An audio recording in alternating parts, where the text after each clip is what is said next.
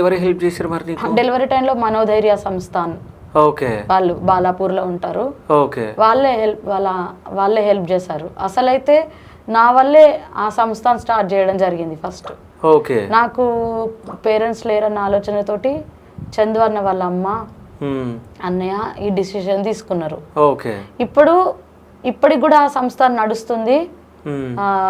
ఇంకా దగ్గర 7 జాబ్స్ కొట్టేసారు ఆ సంస్థలో ఉన్న వాళ్ళు.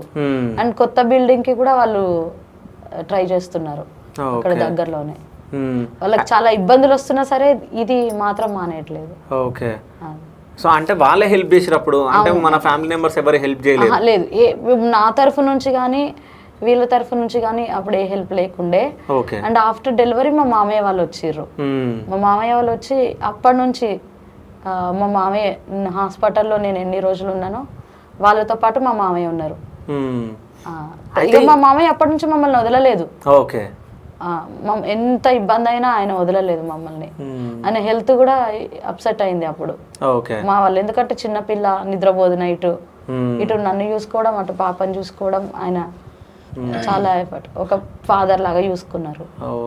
అట్లా పాపే మమ్మల్ని మా ఫ్యామిలీని కలిపింది ఒక రకంగా చూస్తే. అయితే ఇంకో విషయం ఏంటంటే ప్రెగ్నెన్సీ కన్ఫర్మ్ అయిన తర్వాత భయం ఉండేదా మీకు? అంటే పాప పుడుతుందా బాబు పుడతారా ఇట్లా? పాప పుడుతుందో బాబు పుడుతుందో అని లేకుండే గానీ మాలాగా కాకూడదు దేవుడా అని భయం ఉండే.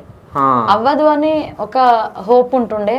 కానీ అట్లా అయితే అట్లా అయినా సరే మనలాగే మనం ఎట్లా బతికినామో అట్లనే చూసుకోవచ్చు, కాకపోతే కొంచెం ఇబ్బంది అవుతుంది అంతే అని ఉంటుండే మైండ్ లో.